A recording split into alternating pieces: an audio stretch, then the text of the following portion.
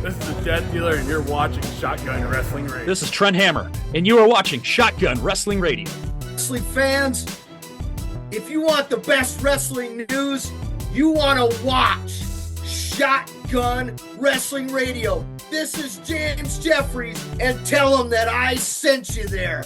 Yeah! Hey everybody, this is Brock Anderson, and you are watching Shotgun Wrestling Radio. What's up, baby? It's Ricky Bronson, your favorite baller and beer drinker, baby, and you're watching Shotgun Wrestling Radio. Hey, this is Mason Grayskull, and you're watching Shotgun Wrestling Radio. Hey, this is Jared Thumb, and you are watching Shotgun Wrestling Radio. This is Augustus Draven, and you're watching Shotgun Wrestling Radio. Welcome, everybody, to another edition of Shotgun Wrestling Radio. I'm your host, Zach Takes. This week, we are having yet another guest. April's been a very busy month. Typically, I don't have a full 4-week schedule because usually the last week of the month, we do Wrestling with Fitness on the other channel. And so this month has been a rarity. We have 4 guests. And this week, we are welcoming in the Absolute Pro Wrestling Openweight Champion, the one and the only Mr. Alvin Falcone. Alvin, how you doing, my friend? Wonderful. Ecstatic to be here. Thank you for having me, Zach. Man, you have had a busy year. Boy, you're telling me, man. You're telling me.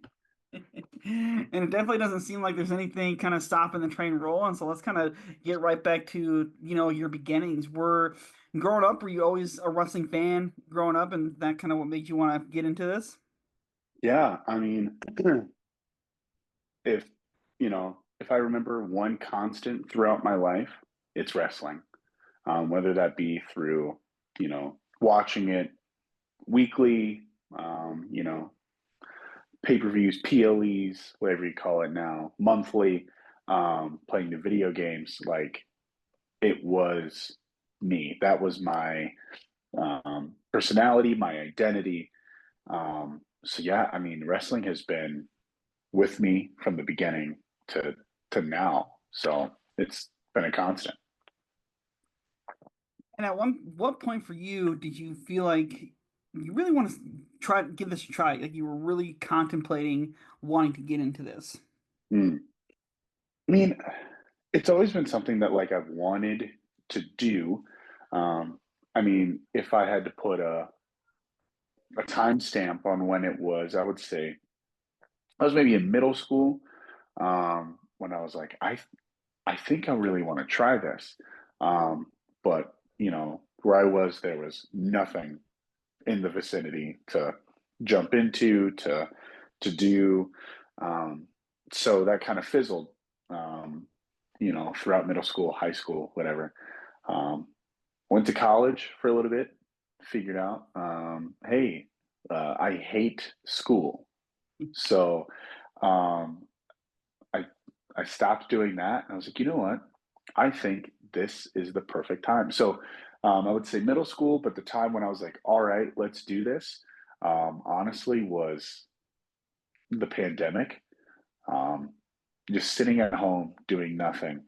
That was the moment where someone was like, hey, so-and-so, they're doing this training, such and such place. Do you want to do it? I'm like, I have nothing better to do with my time, so let's do it. Now, when it comes to training, obviously in Iowa, we have a lot of different options. Even back then in 2020, with quite a bit of options here across the state. Who did you decide to go with, and what made you decide to go with them? Yeah.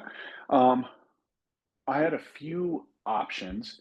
It was either, my number one was Black and Brave. Obviously did not go with that. But figured out coincidentally, I haven't trained in Iowa. I didn't train in Iowa. I trained in South Dakota. Nick Dinsmore, Eugene, had a school up there, and one of my buddies, he was the one that hit me up. Good old Tommy Douglas, shout out Tommy Douglas, was like, hey, do you want to do this? This is the perfect time to do it. So that was the moment where I was like, we're off. Who were some of the guys as you were growing up and you were watching that you really felt connected to, that just you really gravitate to? Who are some of your favorites growing up? Oh, so I have such a weird. I don't know, headspace, I guess, about like with favorites and people that I connected to. I wouldn't say I connected with like specifically a person, um, but it was just like wrestling in general that I connected with. I just found so much within it that spoke to me, um, that pulled me in, that made me feel like I was bigger um, than what I was, than what I am. But if I had to say, like, okay, here are some people these are my guys. Um, uh, Obviously, you got um, your obvious ones like your John Cena's, your Triple H's, those ones. But I also like being an African American gentleman. Seeing those people being represented on a worldwide stage really inspired me. Um, so people like Kofi, JTG, Shad, all of, like in that era of time, Mm-hmm. those people, Booker, all of these people, Bobby, like them, I could go down the list, but um, I just seeing somebody that looked like me doing something that I wanted to do made me believe I can do it too. That's something I just absolutely love hearing. Yeah, you mentioned guys like that, and especially you look at guys like Booker T and Kofi specifically, because a lot of people I know at the time said Booker was buried quite a bit in his time. Like you go to the match at WrestleMania 19, and you question whether he should have won there. But it probably almost worked out better for him because along the way he came up with the amazing King Booker gimmick, and probably was much better off doing that instead of winning at 19 Mm-hmm. when he did. And then obviously Kofi Mania when that happened was just such a fun ass moment. Like I don't think you can't be a fan and not look at that and say, okay, that was fun. It was kind of a reminder of the Daniel Bryan win from WrestleMania Mm-hmm. 30, the Mm-hmm. ultimate underdog finally winning, and even this past weekend, Jey Uso. Yeah. Like that was damn fun. Like that was just like seeing 60,000 people just like that was fucking cool. Yeah. Yeah. It's so cool. Just, um, I love, I love a good underdog story. Yeah. I love seeing someone, defy the odds. Me personally, I feel like I'm someone that's continuously defying odds, not even um, in a professional sense with wrestling, but as a personal sense, like I'm constantly defying odds of things that obstacles being put in my way, whether they be big or small. But, you know, in those moments, I view myself as an underdog. I have to take those on head on because, there could be, someone watching, listening to this very podcast, waiting for the moment that I say, hey, you can do this. And that's something that I mean, like, you can do this, whatever you're going through, you can do this. Uh, and those moments of those people defying those odds speaks to people. Creating emotion is just a beautiful thing that, the human, um, the human mind, the body, like how you can conceptualize and perform that is just beautiful. Now, when you finally made it to your training, you got all signed up, you got all set up, ready to go. What was your first memory of your very first day? Hot. It was so hot. It was the middle of June when I started, and we were training in a garage. Um, so there was no AC, there's no ventilation. And it was, you either had the garage door closed where you trapped all the heat in, or you opened it barely or all the way to kind of try to get some sort of circulation through there. I remember feeling like I was going to throw up numerous times. I can say with a proud moment, I think I was the only person in my class that only threw up once during our training. And I only blame that on the heat. But yeah, just so hot. And I remember Dinsmore just, he shows up and he's wearing a sweatshirt and shorts and, like runner's tights under it. And he's just sitting there in the chair, just cooking. I'm seeing bullets of sweat from him, and he's taking it all in. He's loving. Um, he's enjoying us suffer, but we know at the same time he's suffering at just as bad as we are. So, yeah, hot. It was very hot. Now, when you guys finally you gotta start taking bumps, because obviously I know a lot of times schools will have you do the conditioning stuff first before you even get in the ring and start taking the bumps. What were some of your memories of like your first few bumps? Was it harder than you thought it was gonna be? Because I know a lot of people, they look in a ring and they see it bouncing, and people are like, oh, it's so bouncy, it's trampoline. Not really like a trampoline. Like even the best rings aren't, the trampoline. What was your first memory of taking your first few bumps? Um, I I would say that I kind of took naturally to it from watching wrestling so long. Um, you could ask Dinsmore and he would say that I was the worst one to ever take a bump.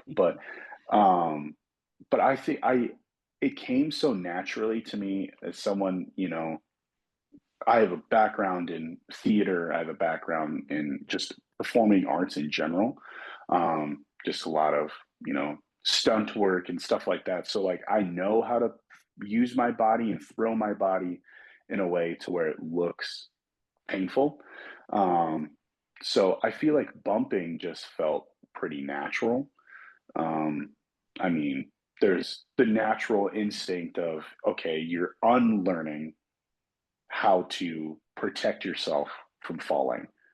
But also at the same time, when bumping, you're still protecting yourself. Um, so there's so many layers in it that you have to figure out. But I feel like I took to it pretty easily, pretty quickly. Um, we didn't spend specifically for me very long on bumping, just because the people, myself and the people in my class, we were there and we weren't messing around and we took it very seriously. So, um, yeah, it wasn't tough for me. Now, after you guys finally all got done with your training, and you finally get ready to have your first real match in front of a real crowd, what was that moment like for you? Were there nerves running through, and do you remember how many people it was in front of? Mm. Of course, there are nerves. It's you're stepping into something new. Um, so, like I said, having a performance background, um, I had a little bit uh, lessened sense of nerves, um, but there's still nerves. You're genuinely jumping into the unknown, and that's the part that's scary is you don't know what's going to happen.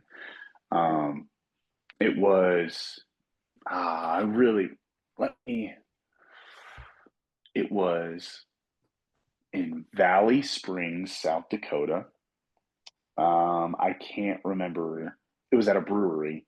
I can't remember the name of the brewery, but it was an outdoor show, and there were more people than I expected to show up. Um, you know, people that I knew, but also just like fans, people that Valley Springs for the Sioux Falls community, that region of people at the time. It was MAP, Midwest All Pro Wrestling. That was kind of like a big drawing crowd for them. So um, I remember standing, waiting before the show started and just seeing more and more and more people show up. And I'm like, oh, dude, like this is going to be in front of like quite a few people. I remember the match. I remember exactly how it went. It was a handicap match. Um, Me and my pal, I've already mentioned him, Tommy Douglas. We jumped in together as a tag team, and it was a handicap match against a good buddy, a good brother, Austin Schmidt, taking on two two first timers in their match. And man, it was rotten. Um, just the main thing that I can remember from it is I think we only did arm bars. I feel like that was the brunt of our offense were arm bars. Um, we get through the match. Obviously, we lose.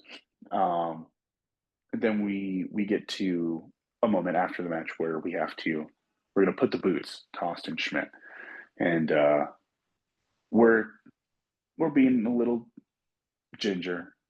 It's our first time getting out the jitters of our first real strikes that were first live strikes that we're throwing, and Austin goes hit me, and I'm blanking now. He will be the first one to remind you exactly what it was. It was either a forearm, an elbow, or a boot. One of those three. I just crack him. Boom. Directly on the nose. Bow. And in my very first match, I broke my opponent's nose. So I was mortified. I was like, I can't, I should probably stop. I should probably spend at least 6 months in training because I just blew this. Austin, like the good brother he is, he took it like a champ, and he's like, "Nah, man, you're good, you're good." Now he lets me take the grief for it, but yeah, that was my first match, first experience, in front of a live crowd, really experiencing what wrestling is, and man, it was just rotten. It was rotten. Another thing I like to ask a lot of our guests that come on, because everybody's answer is different. I love asking it to everybody. Who would you say right now is currently on your Mount Rushmore? Because I feel like our Mount Rushmores can always change, so that's why I like to say who is currently on your Mount Rushmore of professional wrestlers. Whoa, that's huge.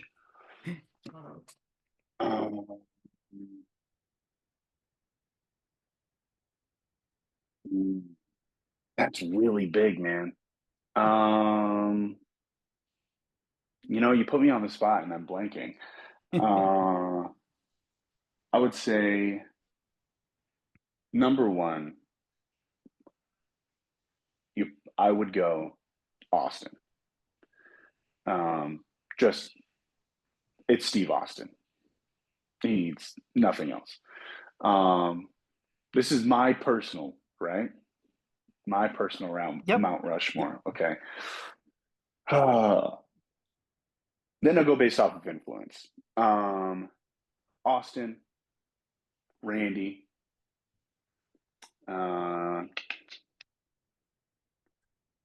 man, you got me good, man. Jeff Hardy.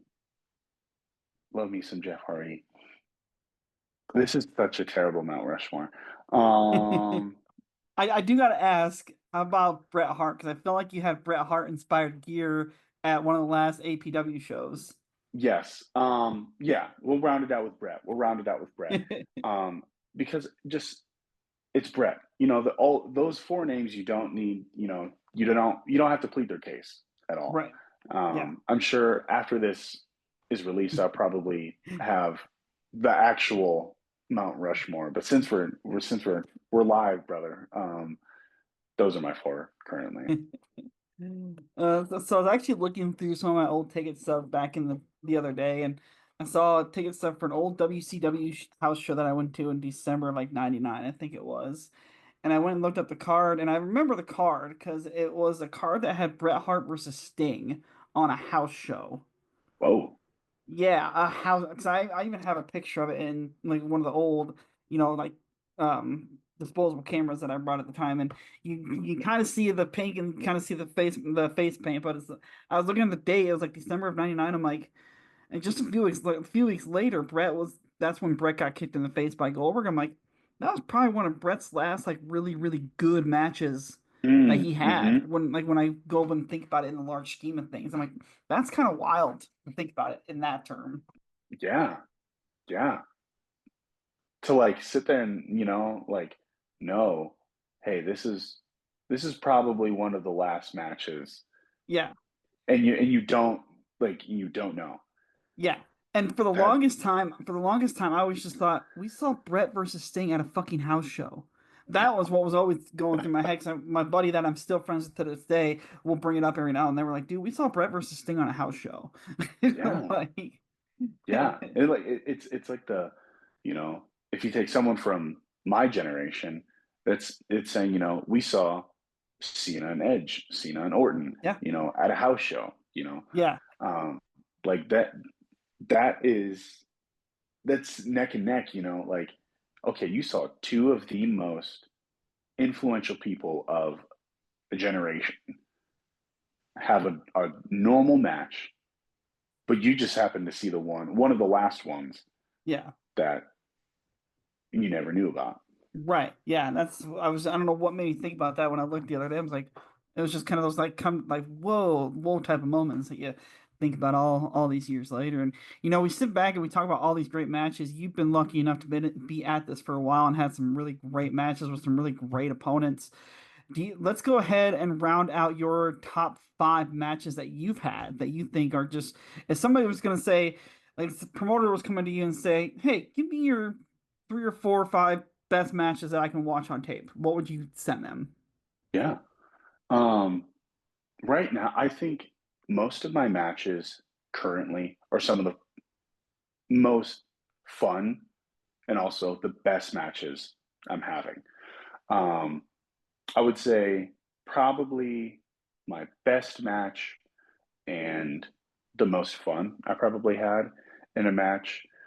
Um, it's neck and neck either um, with Luke Curtis um, at Magnum Wrestling in Omaha, or um, or Ethan Everhart at Absolute.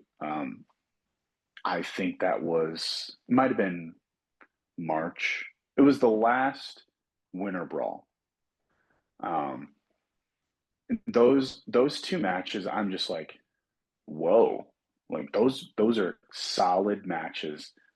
Totally, completely different styles of matches, but those are two matches where I'm like, okay, here's my bar. I would say if that's 1 and 2, 3. I would say, recently I was able to have a match with JTG, one of the people that I Nice. watched and someone that influenced me as a wrestler, as a person. Um, I'm really proud of that match, and just what we were able to create. Um, it felt like a really solid match for me. Um, Fourth, probably say um, against Bryce Jordan. Um, I feel like that match for me with him was kind of a coming out moment for me. That was a match for me where it was like, okay, I know what I'm doing. I'm able to know and figure out and hone in on who I am as a person, as a personality, as a character, as a wrestler. Um, that's it for me. Um, Fifth, uh, let's see here. Probably say I had a very fun, hard hitting match with Josh Price in Minnesota. Um, that's another match where I was like, all right, like I think I know what it's the imposter syndrome, of like, do I know what I'm doing? But it was one of those moments where I was like, all right, I can quiet the noise a little bit and know I've got this. We're honed in. So those are my top 5. If you want those, self selfless, shameless plug for myself. All of those matches are available on YouTube if you want to watch those. The Ethan Everhart match is a little shoddy. It's on a, it's a fan cam, but the rest of them, they're all professionally filmed. So I'm very proud of those. I'm very proud of the production and just everything about those. So top 5.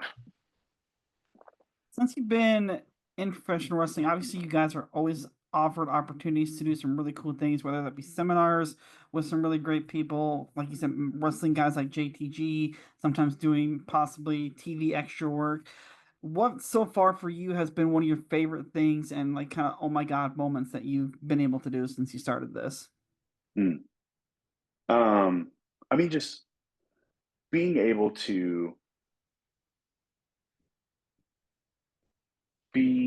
share locker rooms with people that have done what I want to do. It's not even necessarily like an OMG moment. It's like okay, let me process, let me pick their brain. Let me ask them. Anytime I'm on a show with somebody that has done exactly what I want to do, I ask them, "Can you watch my match? And please give me feedback afterwards. And don't be nice. Feel free, like nitpick it, because this is what I want to do. This is where I want to be." And then being able to follow up with them and say, "Hey, like, okay, what would you think in your eyes? What's the best course of action for me?" I've been very fortunate to wrestle some very cool people, JTG for one, Scotty Too Hottie. I like just being able to mix it up with people that have done exactly what I want to do.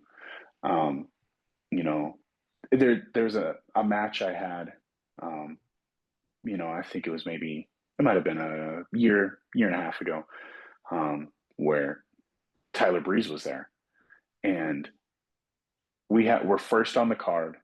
We go out and we do our thing. Myself and Brandon Nitro, big props to Brandon Nitro, great guy, great wrestler. We go out there and we do our thing. We've wrestled so many times before, so we know each other like the back of each other's hands. So we can feel it out. We go out, we do our thing. We come to the back, and Tyler Breeze is standing there, the only person standing at the monitor, watching our match, seeing everything. We come to the back, and he looks at us. He just gives us a nod, and he walks away. So we go, okay, let's, he's got his own thing he's got to do. Let's talk to him later. After the show, we find him, and he says, "I wish I was in your guys' match, because that is how you start a show. That is exactly how you start a show, and that is wrestling. That is professional wrestling." And it was one of the, it's one of those things where I say, like, okay, like we know what we're doing. It's those things. It's the little things, to someone like a Tyler Breeze, that's another passing moment. But to someone like me who, has seen him on the highest of levels and wants to be where he was, that meant the world to me. So it's just, like I said, being able to mix it up with people that, are where I want to be or have done exactly what I want to do in this business. It's paramount to anything else. Now, when you meet guys like that, and out of everybody that you've met, I'm sure you received a lot of great advice over the time that you've been in. Do you have one piece of advice that you would say was your favorite piece of advice that you received? I'll keep the name anonymous. A lot of the times, it's sound advice, but it's also um, a lot of what I would hear from people is get bigger. Okay, I'm 6'4", 235 pounds. Like I don't know how much bigger you want me to get. Besides the obvious, of like, perfecting my physique to, be a little bit more sculpted. There's a head tilt. There's an asterisk with that statement. But some of the best advice I've ever gotten, again, keeping it anonymous, was walk into the room like you are the biggest person there, and don't let anyone try to tell you you're not. Obviously, in a sense of, if I'm recruited to do extra work, I'm not going to walk in there like I'm the top guy. No, but on a level that I'm at, walk into every room, walk in, whether that be the locker room, to the ring, walk like you own it. Like, be big, don't let yourself crumble. Be the same guy you are, in front of the curtain, behind the curtain. And that's something I've really adopted within the past year, but really understood within the past 6 months. And just seeing that shift in myself, it really reflects how I'm viewed everywhere. You hear it, if you want to be a star, carry yourself like one. That's basically the statement. If you want to be a star, carry yourself like one. However, whatever you think a star should look like, carry yourself like that. So that in a nutshell, it was a long-winded answer to get to carry yourself like a star. That's the best advice I've ever received. One of the things about you guys being professional wrestlers at this level means a lot of travel, a lot of time spent in a car. You're going from show to show. It gives you the opportunity to see the country, but it also means a lot of time on the road. When you're on the road, is there anybody that you really like traveling with? Are you a solo traveler? And if so, what are you guys listening to in the car? Or is it just more you're just shooting the shit with the guys? So my car shifts a lot, and it depends on where I'm going. There's sometimes I'm by myself and I don't mind it. When I'm by myself, I can listen to podcasts. I can listen to my type of music. My type of music doesn't really fit the general sense of a normal car. But like, yeah, podcasts, video essays, stuff like that. Don't tell any police officers, but I might throw on a pay-per-view. And I'm listening to it. I'm not watching it. I'm listening to it. But, when I first started, it was, a lot of the people from South Dakota, those are the people I, came up with. So guys like Tommy Douglas, Brandon Nitro, DeLorean Diggs, Austin Schmidt, Charlie Eccles. I love you, Charlie. I will always say that whenever I mention his name. And that was kind of our main car. Now when, I have an opportunity to go elsewhere, I kind of have my guys that I call.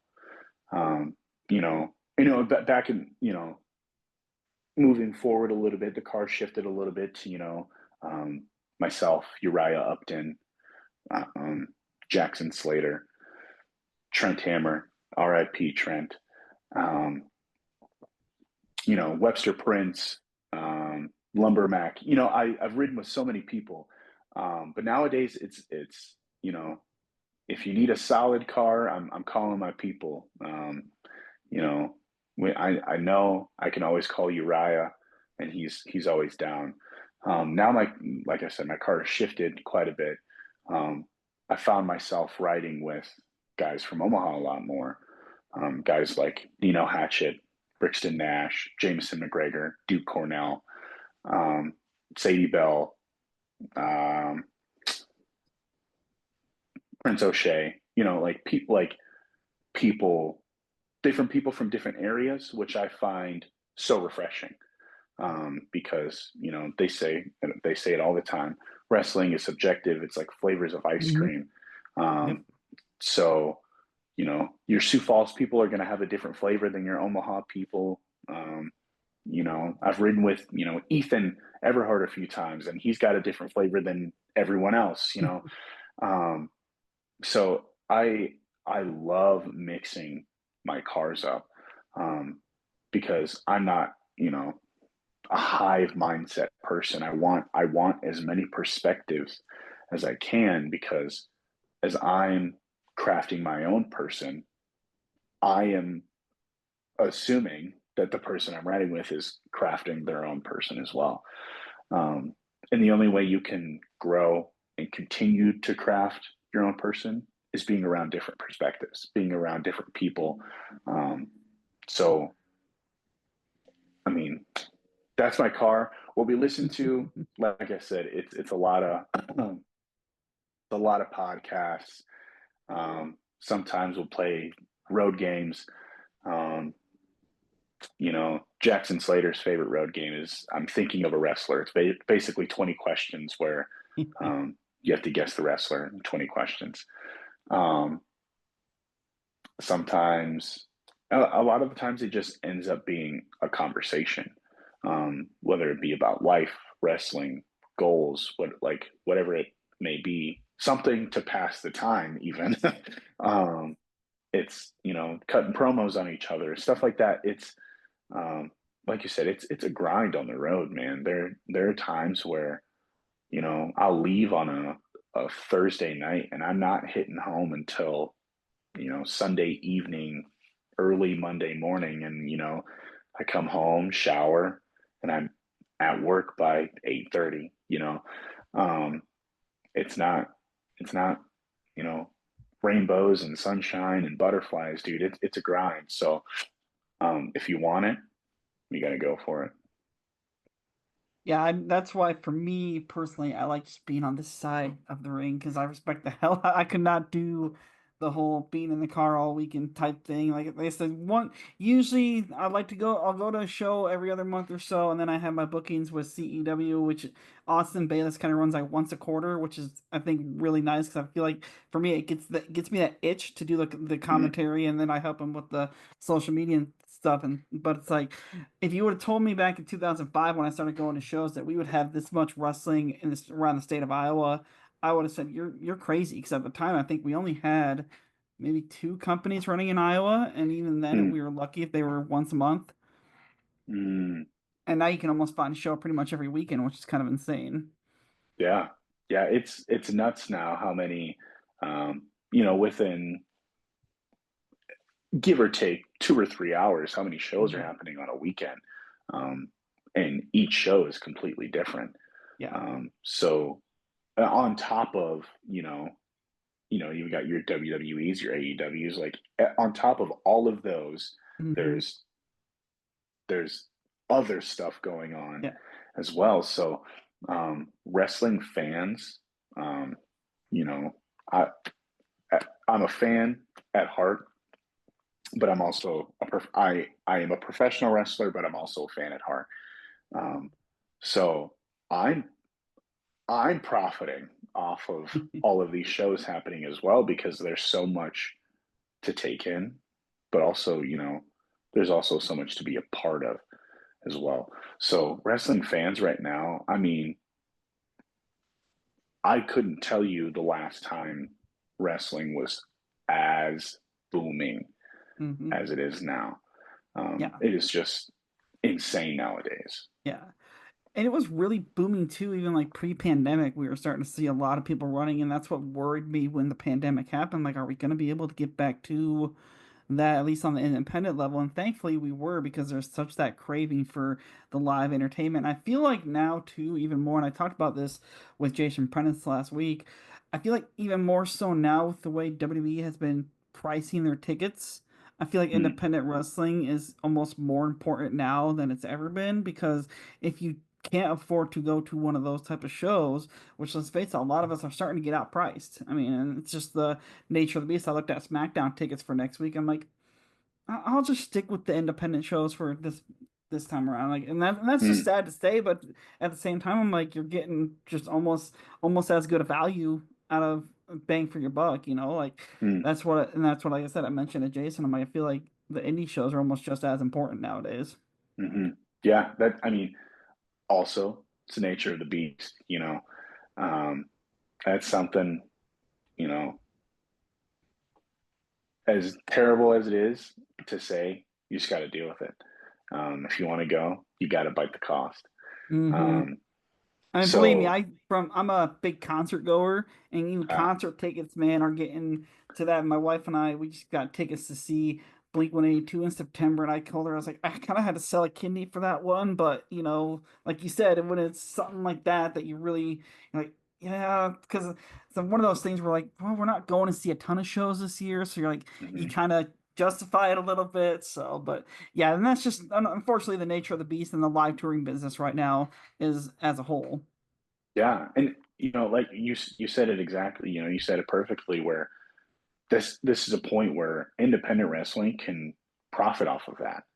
You know, um, you can use that to your advantage if you're a promoter, if you're whatever you may be within the wrestling business outside of a large company scale. You can use that. Look at WrestleMania weekend.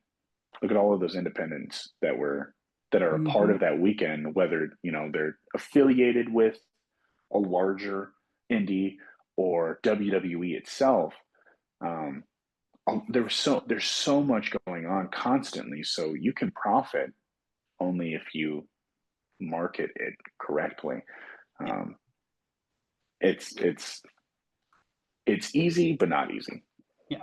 I always joke with people that are always like, "Oh, I want to go to WrestleMania." I'm like, the older I get, the less desire I have to go. But if I were to go to a WrestleMania week, I don't know that I would go to WrestleMania. I could spend the week going to all the little shows around it, maybe sprinkle in the NXT show or whatever. But otherwise, you could spend a week just going to all the other shows, and you have just as much fun. Mm. I, as someone who has gone to Mania, I will always say you've got to go. You've got to go. If you're a wrestling fan, you've got to go to WrestleMania. Um, if you're a big, they say it's the equivalent, or the adverse. The Super Bowl is the WrestleMania of the NFL. Like it's so monumental, um, and just being able to sit um, in a crowd of you know, a sea of people, 60,000 people that are there, like minded for this moment specifically. As a fan, you're G'd up. As a wrestler, you're fired up. You feel that energy as soon as you walk into, you know, as soon as you walk into an Allegiant, as soon as you walk into Lincoln Financial, you feel that energy, and you're like, okay, how if this is lightning, how can I capture it in a bottle? It's one of those feelings that you do not want to forget. um, and as a wrestler, like, just feeling, like, I get goosebumps thinking about every wrestler. You At one point you think about, man, how cool would it be to make your WrestleMania entrance? And then just feeling that gets me so worked up. It almost brings me to tears, because it's like, ah, like, one of these days, it's not if, it's when. Um, so continuing to grasp that and remember capturing that in the bottle, feeling it when you're not, when you're not up, when you're down. It's amazing to feel. But going back to my first point, you got to go to Mania. I mean, you just got to. I could talk about it all day. It's great. All right, man. We got just a few more minutes here. I don't want to take up too much more of your time. What do you got for upcoming bookings here over the next few weeks? Where can people see you at your next few shows? Yeah. I don't know when this is going to air, but this will come out this coming Friday. So we're taping this Tuesday. This will come out Friday. Perfect. Tonight, I am at Magnum Wrestling in Omaha, Nebraska. Am I wrestling? No, I'm watching 4 scrubs see if they can win my Top Gun championship down in Magnum. After that, I've got, a free week, and then I'm jumping right back into it. I will be in Bemidji, Minnesota with Destination Pro. I just get to smack up Josh Price once again. I just love beating that man up. After that, I'll be at Time Bomb Pro, and I think that's in Grand Forks, Minnesota. Do I know who I'm wrestling? No, but it doesn't matter because I'm more than a conqueror, baby. Night after, I'm coming back all the way down to Omaha to fight whoever wins this previous match that's going on tonight as you're watching this for my Top Gun championship. Then after that, May 31st, I think, if I'm missing anything in between, I'll figure it out. May 31st, I'm making my Des Moines debut with Absolute Pro Wrestling, defending my open weight championship. I'm excited for it. I just, I love Des Moines. I love the atmosphere of it. And I'm surprised it's taken me, it'll be 5 years by that time. It's taken me 5 years to wrestle in Des Moines, a place that, it's kind of, it used to be a hotbed at least. Bringing it back, baby. Let's do it. I'm excited to defend my championship against a young up-and-comer. It'd be interesting to see what he's got. I haven't done a lot of homework on him, but I've got about 3 weeks to do so. So I feel like I got some time. And finally, where can people follow you at on the social media train? I love it. Facebook, Twitter, Instagram. You can follow my TikTok. I don't use it. At Alvin Falcone. Everywhere on social media. That's where you can find me. I'm posting updates, promos, everything you want to see. If you want to get to know more than a conqueror, if you want to get to know Alvin Falcone as who I am, I'm branching into that a little bit more. I try to create this gap between, me and the people. But no, that's the exact opposite of what people want. They want you to draw you in. So please follow my social medias. I'm jumping into that, bringing you into my life as Alvin Falcone, what it means to be more than a conqueror. Excellent, excellent. There you have it, folks. Make sure you can catch him at any show he's going to be on here. Got quite a few opportunities, and again, he's always going to be, it seems like, here in Iowa. Again, he is the APW open weight champion. So any APW show, you can almost guarantee you're probably going to see Alvin Falcone at some conjunction or another. So make sure you give him a follow on all the social medias. And until next time, everybody, that's going to do it for us here on this edition of Shotgun Wrestling Radio. And we will see you right here on the World Wide Web.